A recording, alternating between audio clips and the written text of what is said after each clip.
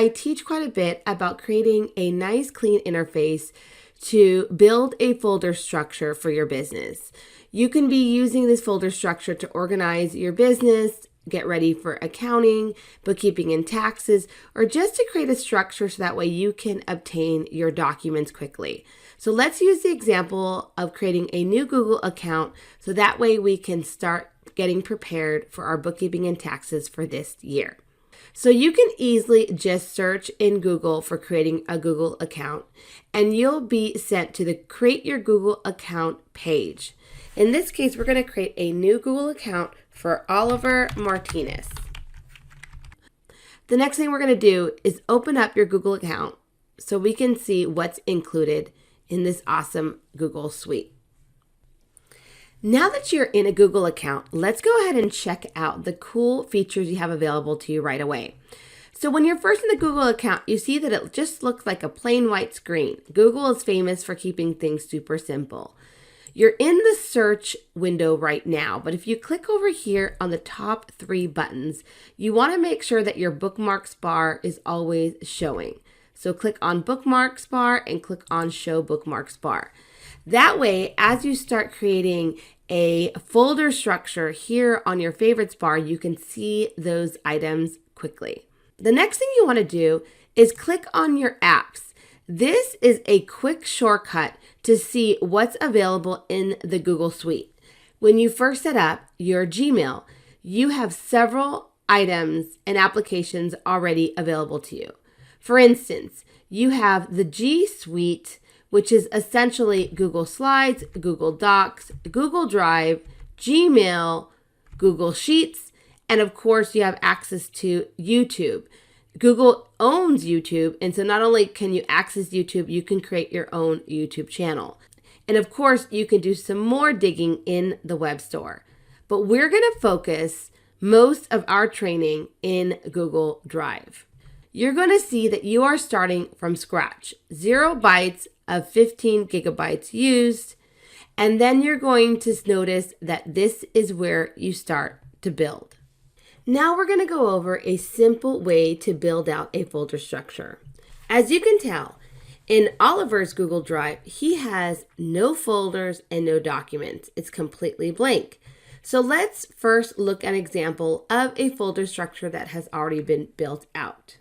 This is an example of a company that provides advisory services and also wants to capture their own accounting and taxes in a separate folder.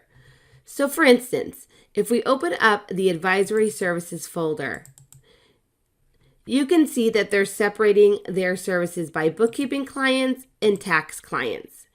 Inside of each one of these folders, which are now called subfolders, they're going to separate them by each separate client.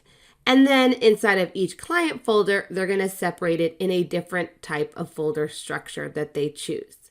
Let's go back to the highest level of my drive. And let's use the example of my accounting and taxes. In this case, this would be their own accounting and taxes for this particular business. And they're going to separate their own folder structure by year because they want to be able to see their accounting and tax documents and any related information from a year perspective versus from the client's perspective. So they can use Google Drive both to run their business and also to serve their clients in their business. So if we go back to Oliver's Google Drive, we can see it's completely blank. This is your opportunity to start from scratch, but also really think about how you want to build that hierarchy. So for instance, let's use the example that Oliver really likes the idea of setting up his own folders first. So here he will put Oliver's business folders. Once he has his main folder created, you can see here it becomes a folder right on his drive. He now has one thing on his drive. He can see these folders as the folder view, or he can see the folder more in a list view.